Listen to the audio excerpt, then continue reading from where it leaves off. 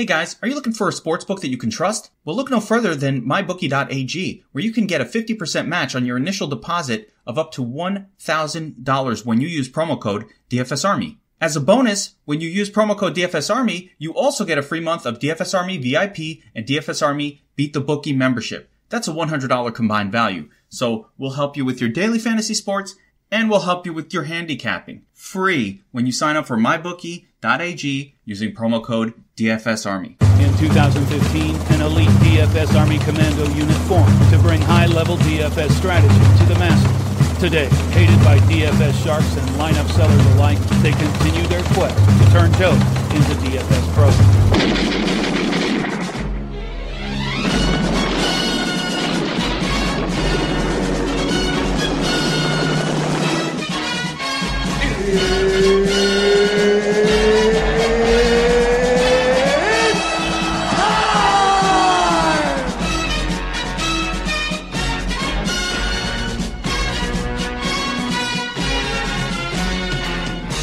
Welcome to Tacos Fast 40, presented to you by DFSArmy.com. Today we'll be quickly going over the Bristol Food City 500 race for this Sunday in the Monster Energy NASCAR Cup Series. Before I get into breaking down Bristol and what you need to know for the track this week, I gotta let you know that at DFSArmy.com, you can check us out using the link in the description. You can use that to gain access to all of our daily fantasy NASCAR tools. And with your subscription to DFS Army, of course, you'll get access to the content for all of our different daily fantasy sports. Baseball, football, basketball, you name it. We cover it. And we've just gone over the Xfinity race last week. You know, we have the Do the Truck Series, Xfinity Series, and Cup Series, all in our Domination Station lineup optimizer that you can use for your racing weekends to help you multi-enter contests very easily. Some new updates mean that we can now go over 300 lineups optimized at a time, and we can directly compare our outputs, our exposure outputs and percentages to projected ownership percentage. Very easy to tinker around and get some really nice lineups out there. So if you want access to that and the research station that I'll be referencing throughout this pod, be sure to check us out at dfsarmy.com using the link in the description and use promo code TACO on sign up for a lifetime 20% off. So moving on to Bristol here, we just had Martinsville a couple weeks ago, so you guys should sort of know the deal here. 500 laps means lots and lots of fantasy scoring, and it's going to be very different depending on what site you are at this week. Definitely, with over 400 fast laps, they'll probably be distributed. It's going to be huge for DraftKings scoring. Tons of Dominator points to be had out there. You have 375 Dominator points on DraftKings compared to your usual 200 to 300 or so. And at some tracks like Watkins Glen, Sonoma, Charlotte, Roval, you have under 100 total Dominator points to go around. But this week we have 375 of them. Over on FanDuel, you've got 50 for the 500 lead laps, but that is it. So, just like Martinsville, it creates a different kind of scoring. But Bristol is quite different than Martinsville. The bank is considerably higher. We get banking up to 30 degrees here. They'll be laying for the second week in a row, they'll be laying down the traction compound on the outside groove to help make this, not a one groove racetrack. We've seen a lot of people, working with going up on the outside on that what used to be called PJ1, but now they stress is known as the traction compound layer. But there seems to be some speed up there, and they'll kind of adjust throughout the race. The more rubber that gets laid down, the more it gets sort of activated. But later on in the race, it kind of fades away as well. And there's going to be, for like the 5th Bristol race in a row, there's going to be some rain concerns. I know we've had much worse rain concerns with schedule or postponements and stuff with Bristol over the last year or two, but looking like about a 50% chance of rain around the time of the race, but it will subside by the evening. So if anything, we'll just get probably a little delay, but I really doubt that it's going to be rain shortened. That said, that could also wash away a little bit of the traction compound. Not really sure how that's going to work out, but that's something we're going to have to look at going into tomorrow. Right now, we have all the practices in the book. Really wanted to wait on final practices after qualifying this week to do the pod, because there's pretty much no more.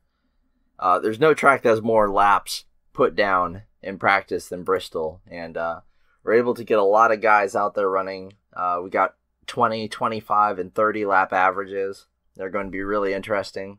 Final practice, you got 20 drivers that had a 30 lap average, so these long run speeds are going to be really nice, really telling, and should help give us a little edge on the field from the people who are just looking at fast speeds and maybe just 10 lap averages.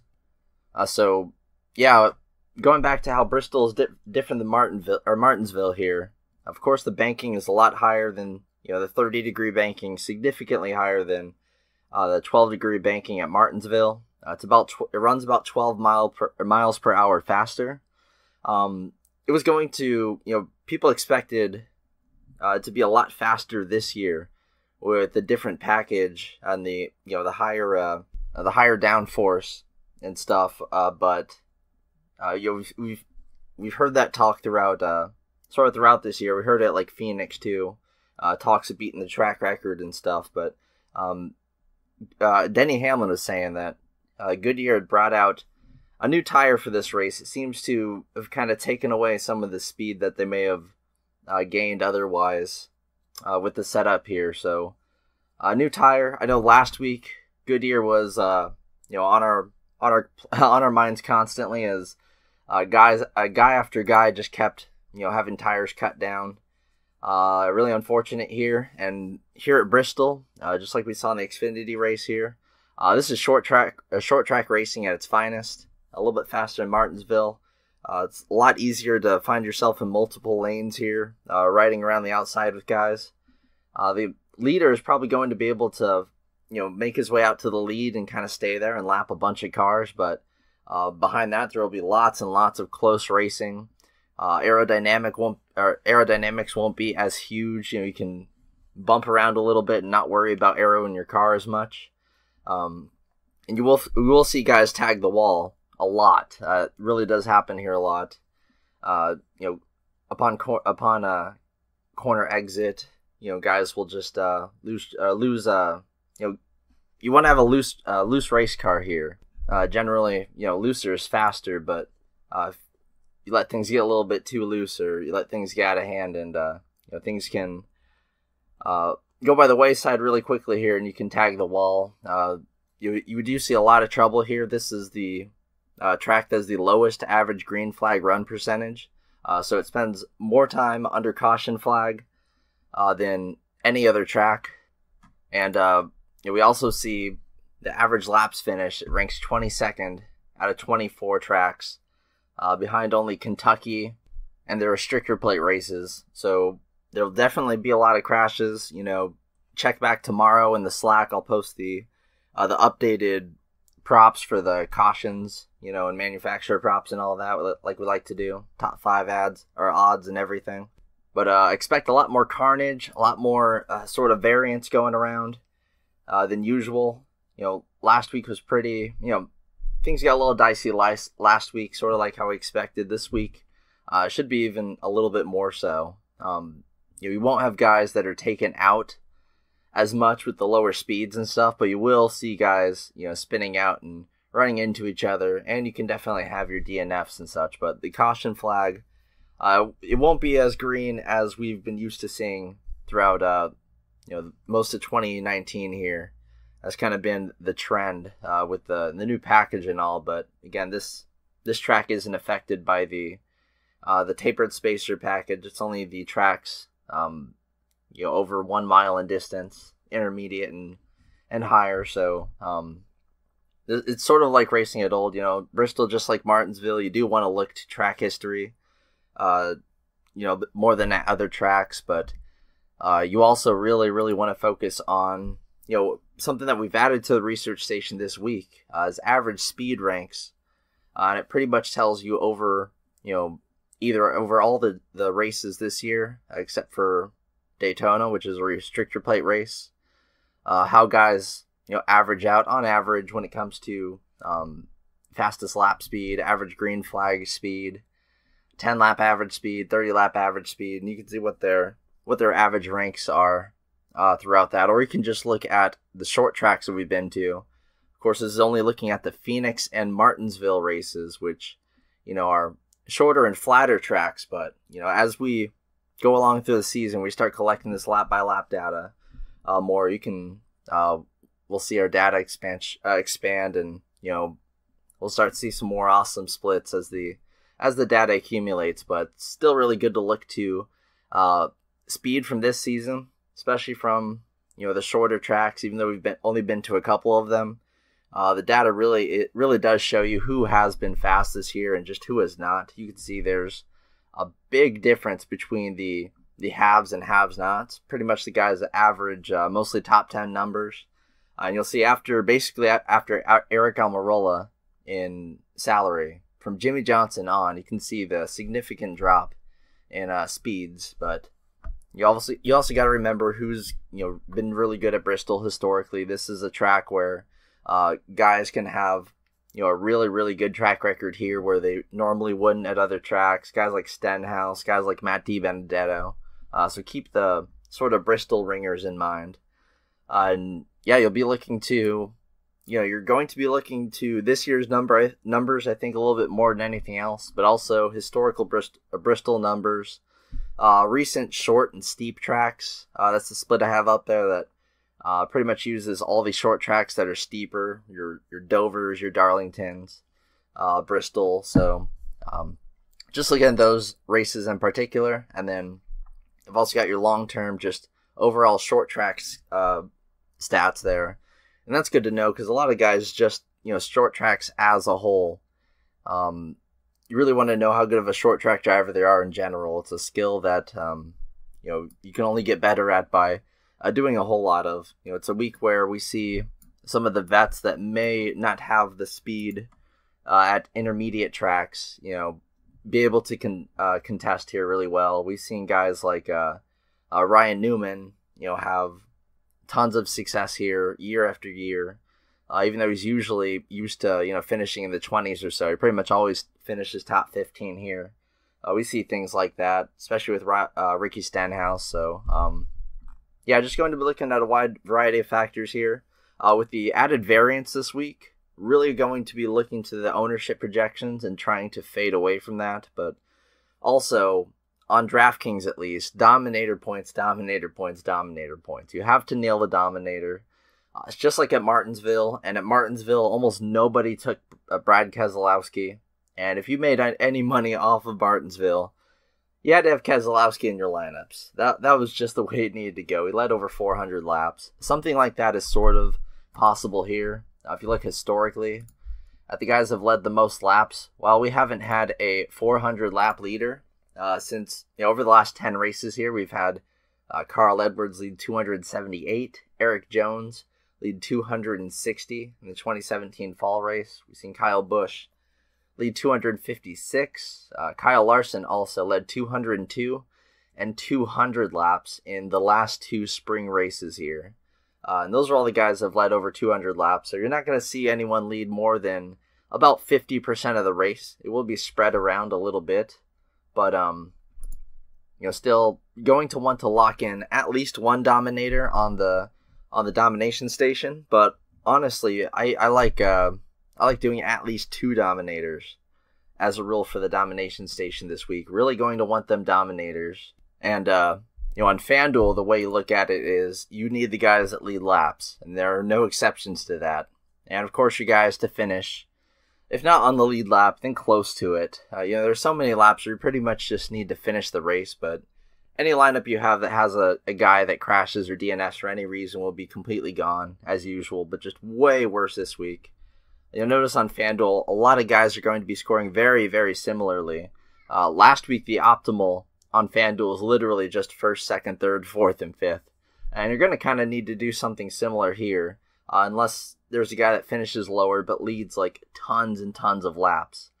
So you're going to need to nail the guys leading the laps, getting the fast laps, and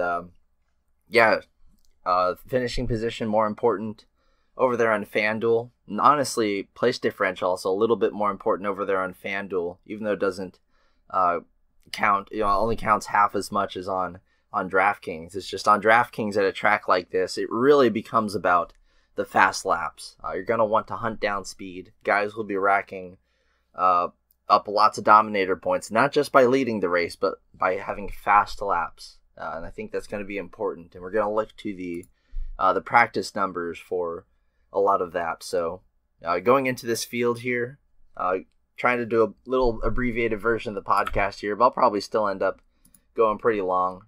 Looking right away at Kyle Busch, fourth fastest in the second practice. Not going to reference the first practice in this pod because that was before qualifying. Not many laps are run, but going to be looking at the second and third practices we had from today. More at third practice than second practice. Second practice was very, very early in the morning. Third practice is right around race temps. Similar sort of conditions, but I don't know. You might want to look at practice 2 a little bit more because it's a little bit cooler, and I think it's going to be a little bit cooler tomorrow with the rain coming in and all that.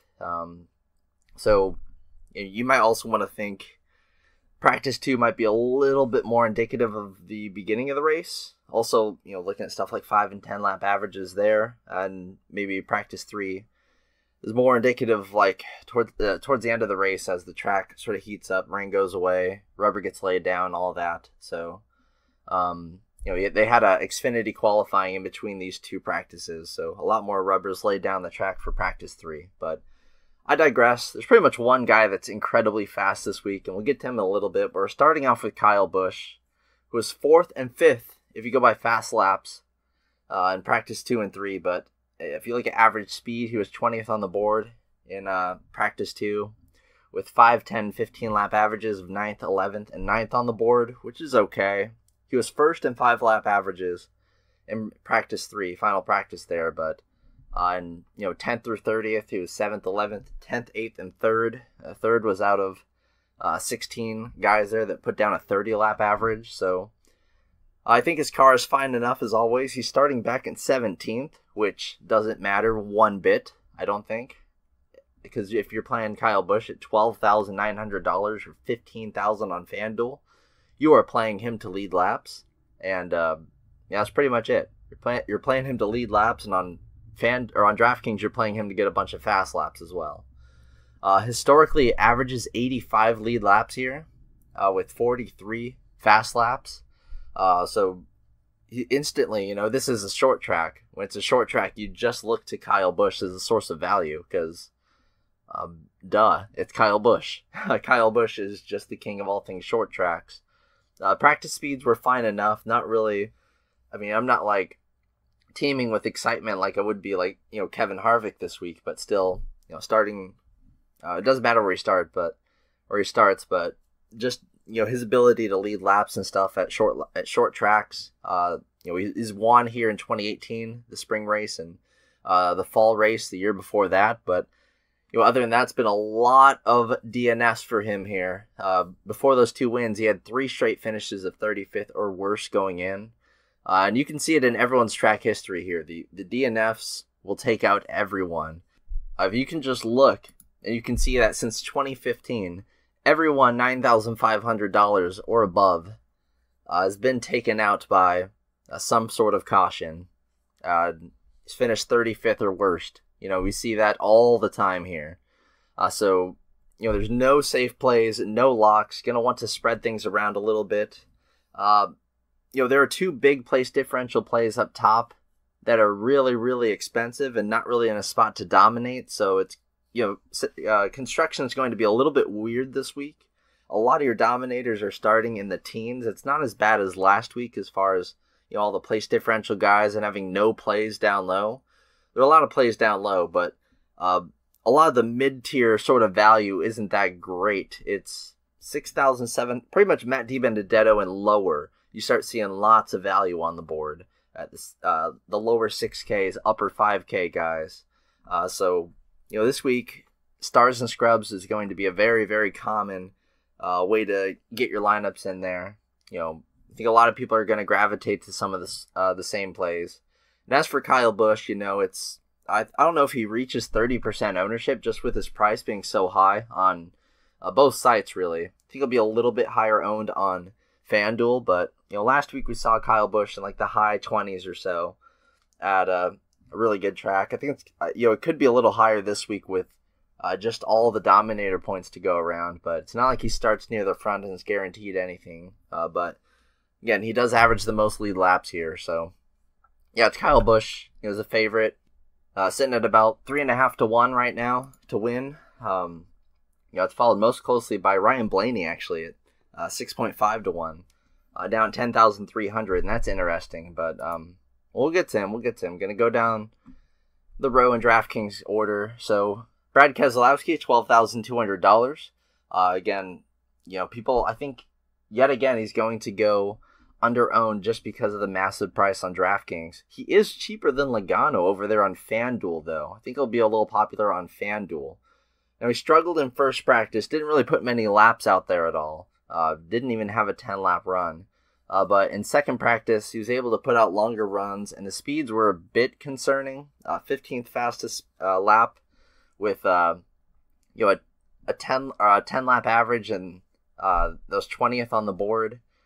30-lap average, that was 17th on the board out of 20 drivers that went out there and had a 30 lap. So practice speed's pretty slow, I would say, but it's not too much of a worry with Keselowski sometimes. Perhaps he's trying some things. If you look at the, his short track stats are obviously going to be really, really good with Dover in there.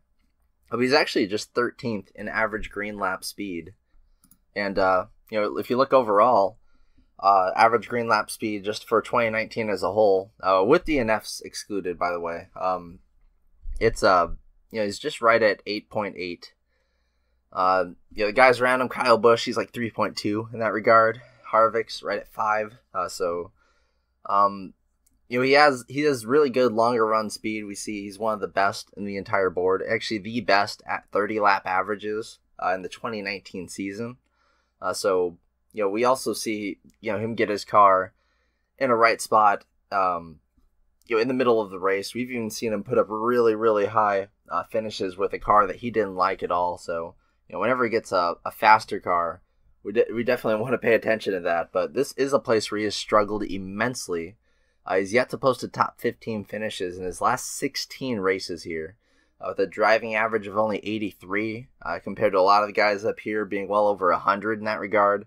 So this is one of the tracks he struggles at the most. But, still, again, like I always say about Keselowski, it's not a guy that you can fade and use 0 of. That would be really bad. Always try to get you some, at least like 10% or so, just to cover the Keselowski wild card, because that he loves to gamble, put himself out there, take some risks for to get the lead, and we really want the lead here, especially with a guy who can sit out front with the lead and lead 400 plus laps. It's not going to happen here, but it's definitely within his range of outcomes. So Kevin Harvick, $11,600 on DraftKings. This is a guy we're going to talk about big time here. He had the fastest in second practice. He had the fastest 5, 10, 15, and 30 lap averages. Second and 25 lap averages only to Clint Bowyer. Looks like Clint Bowyer actually had a little bit longer long run speed. He just didn't take a 30 lap run. He had the fastest average speed overall in that practice section. Actually, in both practice sessions, he had the fastest average speed. But going back to Harvick here, if you look at his the final practice here, he had the fastest 15, 20, 25, and 30 lap averages. Of course, people only looking at the fastest laps will see him 8th and 4th in the practices, but they will see him 1st and 3rd in the 10 lap speeds. So this is a track where he's finished top 10 7 years in a row. Before that, he had a few crashes, but other than that, pretty much always a top 10 bet here. doesn't lead a ton of laps here. Only averages 26 lead laps, but averages 43 fast laps to go with that. And with the speed in his car, you got to imagine he's going to work his way up for 13th and find the lead eventually, or at least be putting himself up there. I know recently has not looked like Kevin Harvick, with 10 lap and 30 lap averages, just 8th in 8th on average in that. So compared to guys like Kyle Busch and Keselowski, it doesn't look as good, but I think he's still he's very capable of winning here, of course, and dominating, leading lots of laps. We've already seen that from him. If he can ever find himself out front, especially with that long run speed, if there's like a longer green flag run, I think he can put himself up there. We always see him get himself in the top 5 at some point in a race. It's always just a matter of time. So Kevin Harvick, really liking that play there. Cheap compared to Kyle Busch. And a little expensive on FanDuel, but still, he just has the fastest long run car, and that is certain there. Joey Logano, $11,100. Over on FanDuel, he's $14,000, which is $600 more than Keselowski, so that's interesting. Not going to be very highly owned over there. He's second in average speed in second practice, third in fast lap speed. Didn't take too many long runs, but he had the fastest lap in final practice. And, the lap averages were ranging in between 4th and 7th around there. 6th, fastest 25 and 30 lap averages. As the long run speed is all right. We saw him last week. He looked great. Just kept getting blocked. And was always running in second place pretty much. Looking at how he's run this season, about 8th on average in average green flag runs, but right around 12th or so in like 30 lap averages, 10 lap averages. He has found himself in trouble a few times this season, but this is a spot where his track history is similar-ish to Harvick's. Tons of top 10s over the last few years, and a couple of wins back in the 2015 and 2014 fall races here. Last year he finished 9th and 4th. This is a spot where Logano should be locked in for a top 10 here. And starting 7th, he has a route to leading pretty early.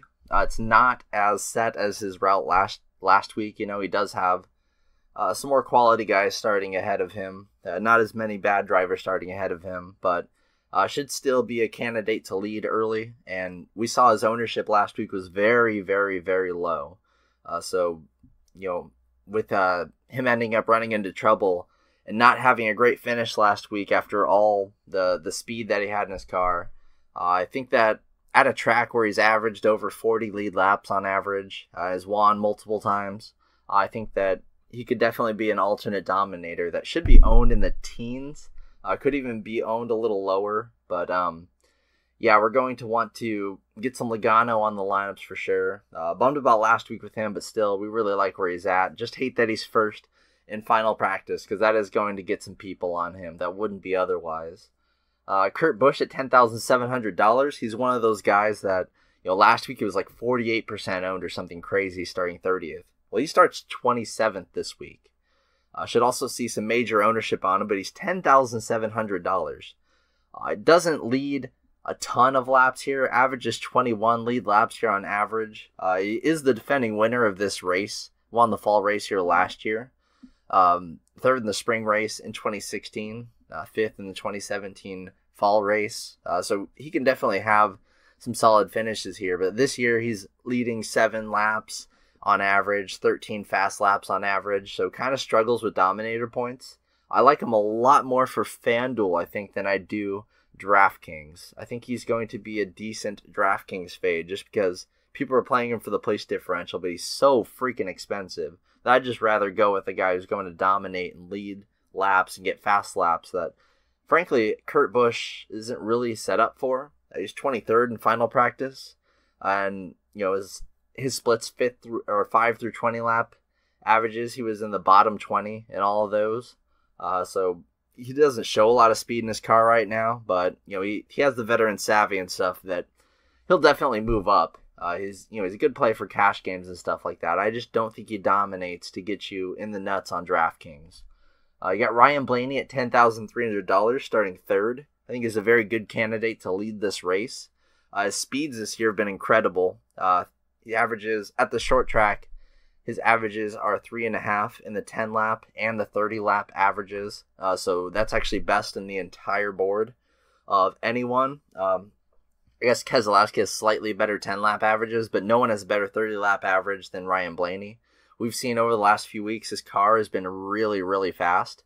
Last week he would have won the race had his engine not blown up on him, because he was out there with the lead and he was pretty much gone, and they wouldn't even have a caution, after for his engine. So it was very unfortunate for him. But again, we're going to use his bad finish last week, and we also saw his ownership being very low in the lower teens last week.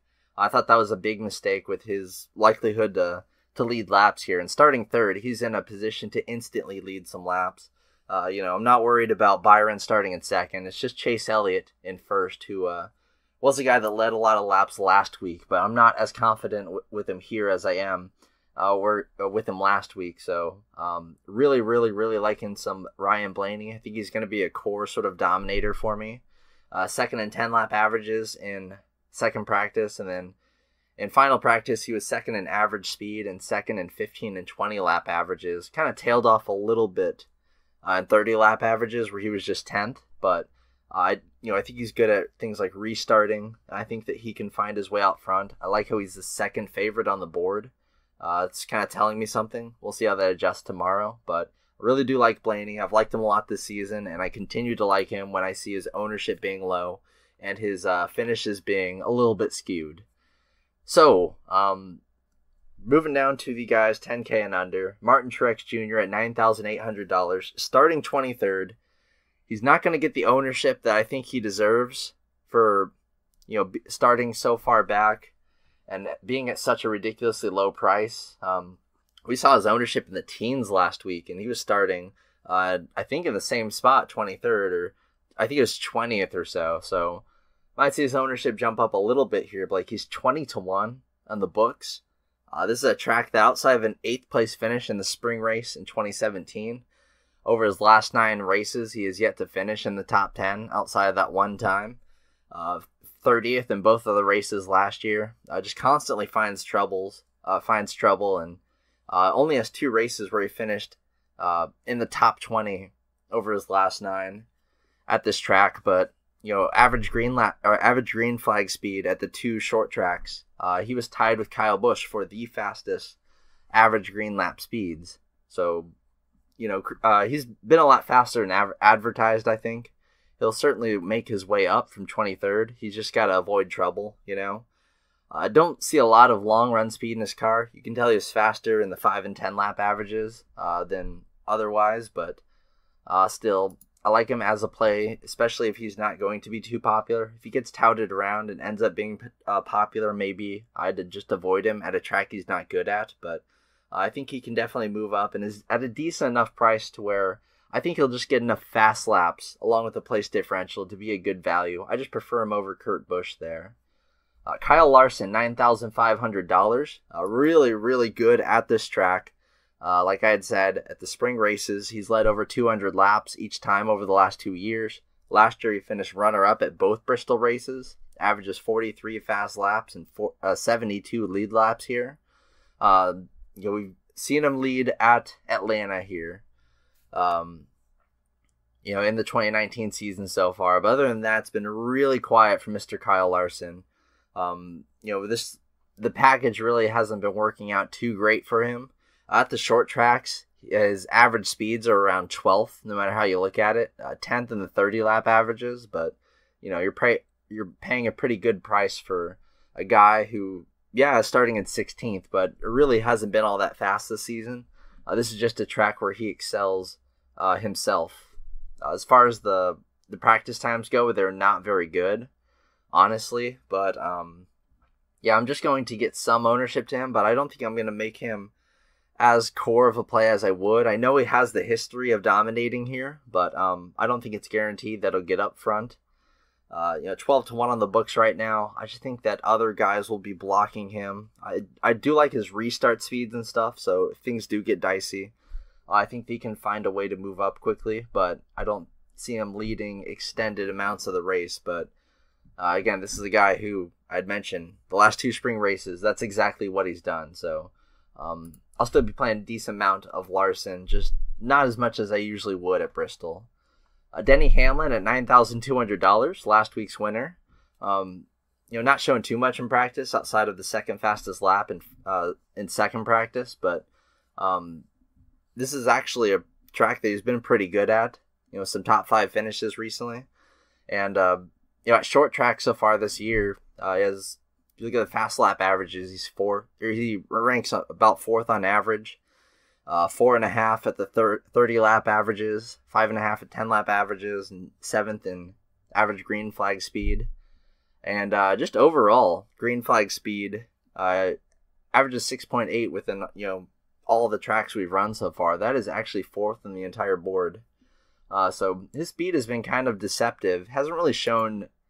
He's shown a little bit of speed in practice, but usually with fast lap stuff, not with longer runs and stuff. But he's starting 5th. Another guy I think could be a dominator. It feels a lot like last week with having Blaney and Hamlin and Logano sort of as the alternate dominators here. They're just sort of starting in different spots. But Hamlin's starting 5th. I think that he has a direct path to lead laps. We've seen him with a fast car early on in lots of races so far this season, and he knows how to get up in the top 10, stay in the top 10. So that's a pretty reasonable price for him at $9,200. Don't mind using him as a dominator, not a core dominator, but I'm definitely going to use a bit more Hamlin than I usually would. Chase Elliott at $8,900. Now this is your pole sitter. This is the free money, I guess, range. Has looked a lot better at short tracks than at just overall intermediates and stuff outside of last week where he actually did look pretty darn fast. Had the fastest car just on average overall. And he didn't show it in the practices last week. He really didn't. But it was the first week that they had put down the traction compound, and they're doing it again this week. Last time at Bristol, he finished 3rd. Averages 25.5 lead laps here, so he has led tons of laps here in the past, and I think he's going to lead a healthy chunk off the bat. So this is the first week in a long time that ever since I can remember, really, from this season, and I'm telling people, go ahead, play Chase Elliott. You want these fast laps, these lead laps, right off the bat, and especially that first chunk, we're going to see a lot of the fast laps going to Chase Elliott. If you look at the historical performances, you can see that pole sitters here average 97 lead laps and 40 fast laps, with on average 78 fantasy points, and they hit 70 fantasy points 58% of the time. So I'm not worried much about him. I think that he can sit out there with the lead just for a good chunk and get a lot of value that way. And then I think he sticks around too. I think he's going to chill around the top 5 for a good portion of this race. I do like him a bit this week. So Chase Elliott, I'm on board. Okay, someone's driving a motorcycle. That's okay. Well, anyway, moving on down through the $8,000 range here. Only a few plays here. After the next 2 guys I talk about, we'll see the big drop-offs in speeds. So the last 2 fast guys I'm talking about are some Stewart-Haas Racing Fords. Clint Bowyer at $8,600, who, like I'd mentioned earlier, had the fastest 20 and 25 lap averages in second practice, and then had the fastest average lap speed in both practices, and it was top 5 in 15, 20, and 25 lap averages in final practice. Some deceptive speed. I think his ownership is going to be lower. We saw him with only low 20% ownership when he was starting well in the back last week at a little bit cheaper of a price. So with a slight price bump, with people seeing that, even though he had the fastest average lap speed in both practices, they'll see he was 6th on the board in second practice and 13th in final practice. I like how sort of sneaky his speed is this week, I think. And, starting 8th at a short track, which is, of course, where we want to play Bowyer. And this is also a spot where he's finished in the top 10 5 out of his last 7 times racing here. 6th and 8th last year. in this same car, the old Tony Stewart Smokemobile, the number 14 Stewart-Haas Racing Ford. Next guy we've got to talk about here, I will say that, to summarize Bowyer here real quick, starting 8th, I think he actually has a little bit of domination upside. He's led 16 laps on average here. Hasn't led many laps this year at all, but could soon be coming. You know, and a short track is where you want to be playing Bowyer. So I do like going well over the field in Bowyer exposure this week. And then Eric Almirola, $8,300. I like him as my fade this week. The speed stats, they do show that he is indeed very fast. He actually has the third fastest 10-lap average speed on the season. Problem is he doesn't get dominator points. So I love him over on FanDuel. He's been a top 10 machine. He has a pretty game log. Very safe and consistent. I will play him over there. On DraftKings, he's had a really, really slow final practice. In the first practice, or the second practice, I guess, he showed some longer run speed, sort of like his teammate Bowyer there in Harvick, but I didn't really see a whole lot in final practice where he had an average lap speed. Was 28th on the board, 24th, 22nd, and 23rd in 5, 10, and 15 lap averages. Just he's starting up in 6th, and even if he stays in the top 10, it's not a bad price for him to just stay in the top 10, but I don't see him getting fast laps, Never led a lap at Bristol. Averages just 4 fast laps. It could happen, but I don't really see it happen. I like a lot of the guys around him to dominate instead. So, Almirola was over 40% owned last week, although pretty much being in a very similar spot to Bowyer. So I would much rather just pivot over to Bowyer here, starting a few spots back and having a little bit more of a solid history here. So that's why I like attacking that range there. And then Jimmie Johnson looked like a hero last week, leading pretty much all of stage 1 and proving that his car was indeed fast. And he looked pretty fast in final practice, honestly. Second fastest speed on the board with, the fastest 10-lap average. Tailed off a little bit to 10th and 7th, 25 and 30 lap averages there. But still, the speed's not terrible for the car. Still at a pretty cheap price. Starting 10th. This is where you see the speed drop off considerably. We're used to seeing all these guys' average speed ranks in the top 10s. He's bouncing between 13th and 17th in these splits. So, and every driver underneath him is pretty much as well, either that or lower, or I guess higher since we're going by rank. But this is where you can see a big sort of jump in skill. But this is a track that sort of like Texas, he's been very, very good at lately.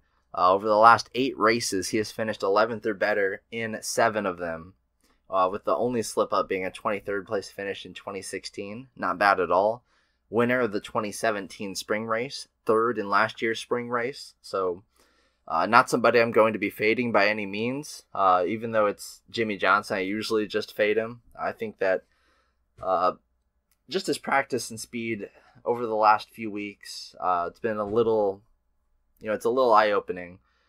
Just not going to fade him completely, but probably not going to play a ton. I think people are going to really play him since he kind of paid off really well last week and he got fairly chalky. Almost 30% owned there on DraftKings last week, but that was on the poll. And we'll see all that kind of go to Chase Elliott, who also dominated last week. So that's where a lot of the big chalk will go, but I think he'll still have healthy enough ownership in the high teens, maybe low 20s or so. And I don't want to be over the field on that, but I'm certainly not going to full fade him.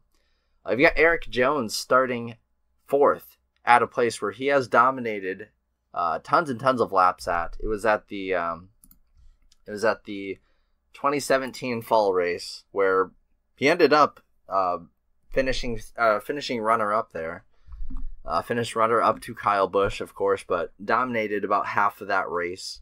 Also 5th at the fall race here last year. He's kind of gotten into trouble in the spring races, but still, this is a track that he's very good at. Had the fastest lap in second practice. And then in final practice, didn't have that crazy of a fast lap, but he was 3rd in 20 and 25 lap averages. I think starting 4th, he has a bit of a chance to be a dominator, but $7,800, all he really needs to do is stay in like the top 7 or so, and he'll be a pretty good play. He's 10-1 on the odds books right now, which is the highest I've ever seen him. So this is a very good time to play Eric Jones, especially on FanDuel. I like him over there on FanDuel, even with the bump up in price over there. Then you've got one of my favorite plays of the week. Again, Ricky Stenhouse Jr., $7,600. Going to another track that suits his driving style. And he was second in 30-lap averages in the second practice there. Fifth in the third practice. Also third in average speed in the third practice. I think Stenhouse, he'll show us 22nd and 18th if you go by fast lap.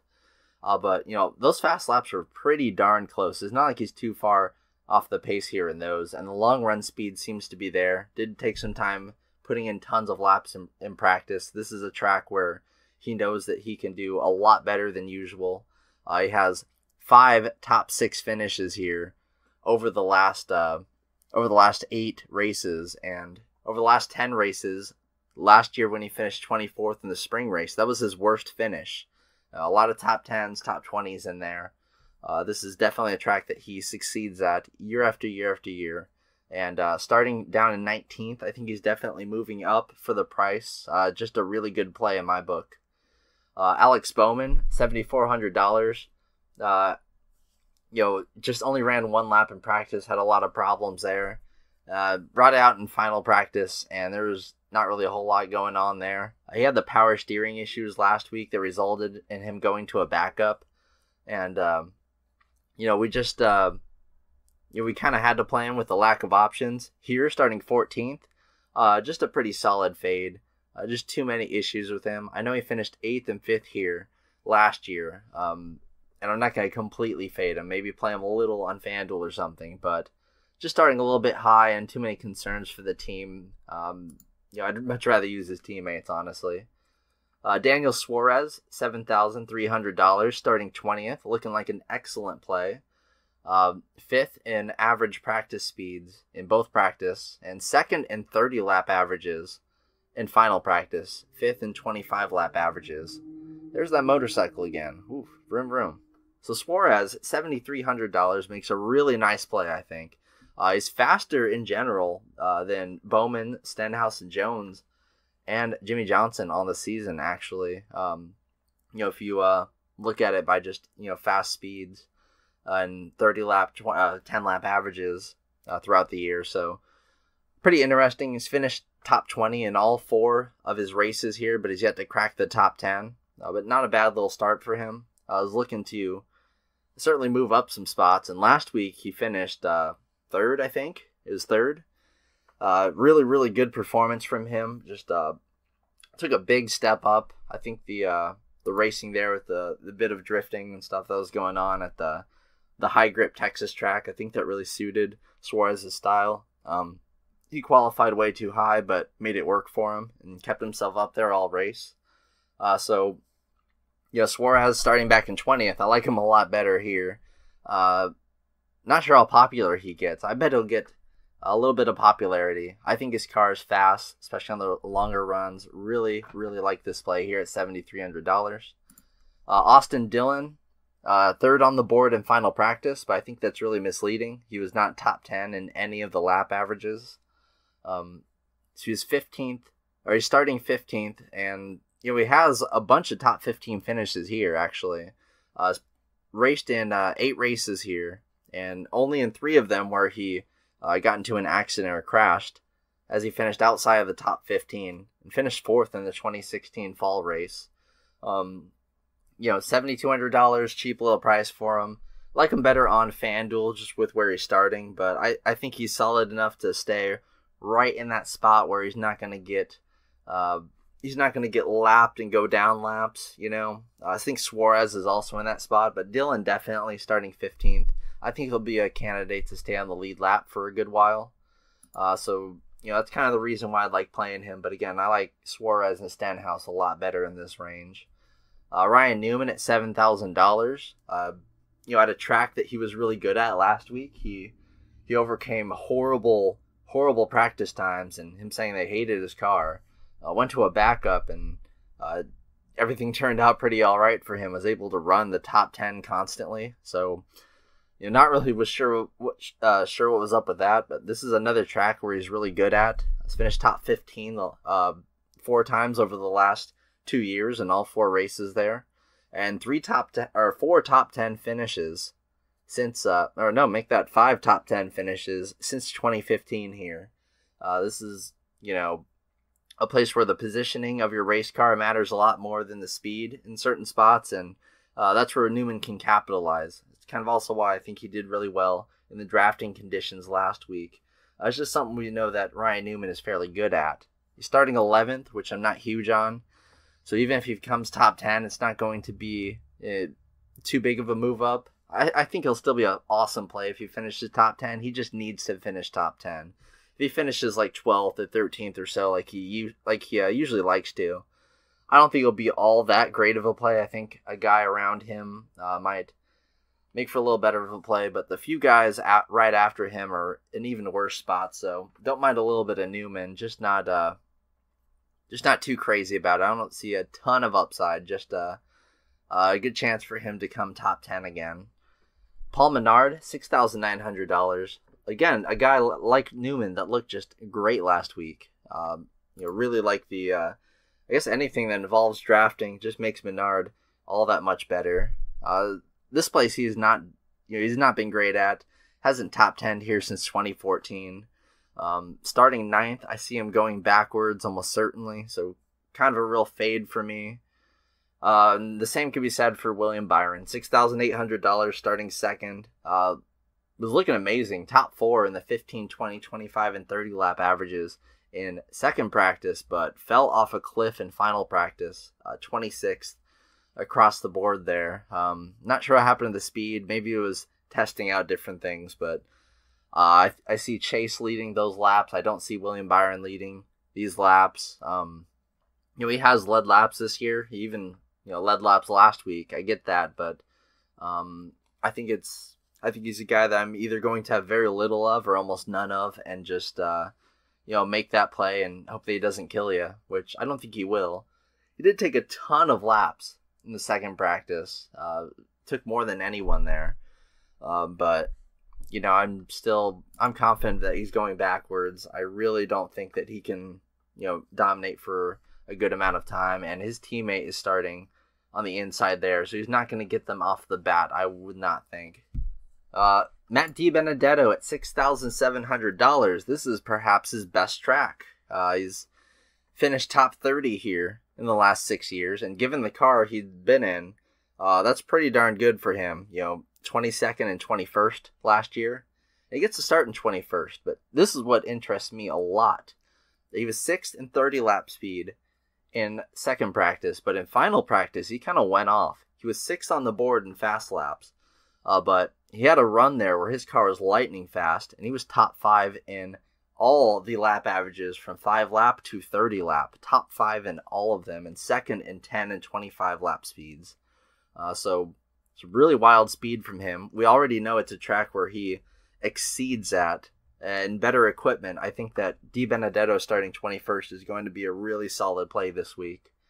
I think a slightly more popular play is going to be Ryan Preece at $6,500. Has not shown speed in practice, but has some good finishes over the last few weeks. As the his speed rank in 10 lap averages at short track so far this year is 13th. That's better than anyone until you get all the way up to Almirola. So that's kind of interesting there. I think that he's going to be better at the flat tracks than these steep ones, so that's something to keep in mind when you're using the short track stats. If you just look at all tracks, he runs about 22nd, 23rd or so. And I kind of like him. I like using him around the same amount as Dibenedetto, maybe a little bit more Dibenedetto than Preece. But Preece starting 30th, a lot of people are going to see the obvious place differential upside there and play him at $6,500. Can't really blame him either. The speeds are fine enough, not anything too impressive, but starting 30th, he'll certainly move up and even has the potential to come maybe top 20, maybe top 15 if he just goes insane, but top 20 to, maybe 18th to like 22nd or 23rd, around there somewhere. around that range, I think, is where Priest is going to finish. He'll make for a decent enough value, provided that he doesn't mess up at a track that he's never raced at in the NASCAR Cup Series. So there's that. And right next to him in salary, his teammate, Chris Buescher, $6,400. Who would have thought that Buescher would already be cheaper than Priest? That's crazy. Starting 25th. This is, not the usual track type where I hone in on Buescher. Has had a few crashes here recently in the spring race, 36th and 39th in those, but he was 5th in the 2016 fall race, and most recently 19th. If he finishes 19th here, I think he'll be solid enough, but he's going to need like a top 15 finish or so, I think, to be great. Lately, he's been putting together awesome finishes, but I think his average finish is significantly better than his average running position. I think people are going to flock to him just looking at the game log, but the upside's a little higher with Priest. I still like Buescher a lot. I like these cheaper. Starting 25th, I think that's good, but I'm not going to go too crazy on him. Bubba Wallace at $6,200. I know he finished 16th in the spring race here last year, but his team's been really low on money. They don't have the money for a scan station, which would help them out tremendously. 31st in final practice. Very, very slow across the board. I don't have a lot of interest, even with them starting in 28th. They have, survivors upside, of course. I'll play a little bit of them, but I don't think the team's in a great spot right now. You've got Daniel Hemrick at $6,000 even. He's pretty decent, 11th in average speed in final practice. Starting 26th. His speeds across the board generally around the 20th, 22nd or so range. So he'll move up some spots at $6,000. Not the worst play you can make, honestly. I think he's got some real upside there. We've seen him, do some good things, but he's never raced here in the Cup circuit. But still, this is a place where I've seen, RCR do a little better than usual. So don't mind playing some Hemrick here. I think he has some upside. And sort of by the same cloth there, I think Dillon starting 24th. A little bit high for him, but I think he scoots up a few spots there even. I think he runs about 19th, 20th, 21st. It's just a decent play at $5,800. He was 10th in the second practice. Final practice, not so much, about 25th or so. But still, I think, he can definitely survive, good at keeping his nose clean, and just should move up a few spots. 15th here in the 2017 fall spring race. But, just a little splash sort of play, maybe a little FanDuel sort of play. You've got Ross Chastain starting 37th, last in the field here. And that'll give him some immediate GPP upside, just for a survivor's chance. But he really does have a super slow car. Average green lap speeds, 33rd and a half is average rank here. That's the only ones worse are Hoff, Curry, and Galding at the very, very bottom, the super scrubs here. So he really is among those guys. Didn't take a single lap in final practice. Gonna have to go to a backup car there. Just not really too huge on him here. I know he finished 26th in the fall race. If you look at the historical summary here, and you look at the averages by 5 starting positions from the scrubs, the guys starting way in the back, they, 36th or worse, they hit 20 fantasy points only 46% of the time. They hit 30 fantasy points only 25% of the time. I don't think the odds are really in Chastain's favor to do all that well unless he magically survives through a bunch of cautions where people are out for good, which I don't know. I just see him going down way too many laps way too quickly. To be a guy you want to roster too much, but the upside is there, just given the fact that he's starting last, and he sure has been racing a lot this season, that's for sure. You've got David Reagan starting 22nd, $5,600. Over the last 3 races here, he's finished 17th, 12th, and 17th. Even going back further, 23rd and 21st. This is a track that he does do better at than usual. Does like these shorter and steeper tracks. At these short and steep tracks, we see him average around 21st, 22nd, 23rd place running position. So he should sort of finish around where he starts, which he's very, very cheap. But I don't know. I think you need a little bit of place differential or something. And I don't think he has the most upside. He could finish top 20 again and be good, but I kind of like the next play a little better. Matt Tifft, his teammate, at $5,500 starting 29th.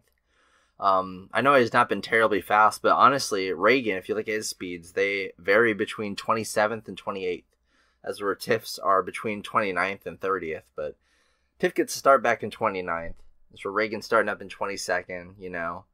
I know Reagan obviously is better at the track and stuff, but I'd probably rather just go a little bit higher upside and go with Tifft there, but still nothing wrong with taking a little bit of Reagan, some Chastain, but really I don't like this area too much. I like paying a little bit more and focusing on that 6K range. It's really nice.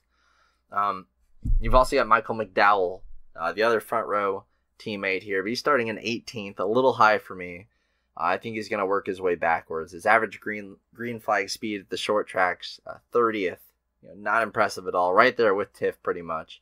Of course, that's 25th if you look at all the races compared to Tiff's 30th. But still, starting 18th, he's moving backwards. He hasn't finished better than that ever. So, not looking to him there. You got Landon Castle starting at 31st. Very slow car, has very slow speeds, but we've seen him post top 25 finishes here 6 times in the last 10 years.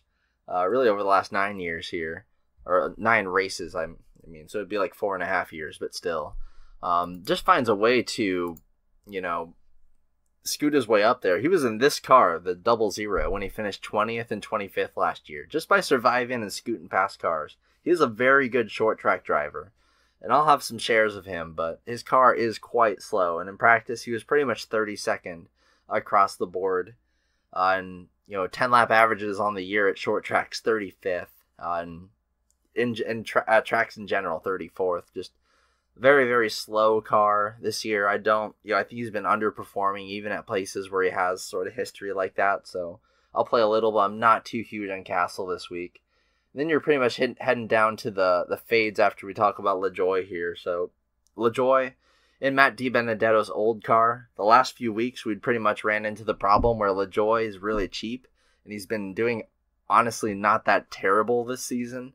But, he's just been at tracks where both he and Dibenedetto struggled at over the last 2 weeks. But this is a track where he's actually had some decent finishes, 24th, 28th, and 25th to start his, track history here. But also this is like Dibenedetto's best track where he had a lot of success with this car, even finishing 6th in the 2016 spring race. So don't mind some LaJoie starting 32nd. I will definitely have some shares of him. I think he can move up to the top 25. That's pretty much his upside, but $5,200, he can open things up for you. And then after that, it's pretty much just Fade City. The guys are 5,000 to 1. Quinn Hoff, Bailey Curry, Gray Galding. They're way off the pace, going laps down.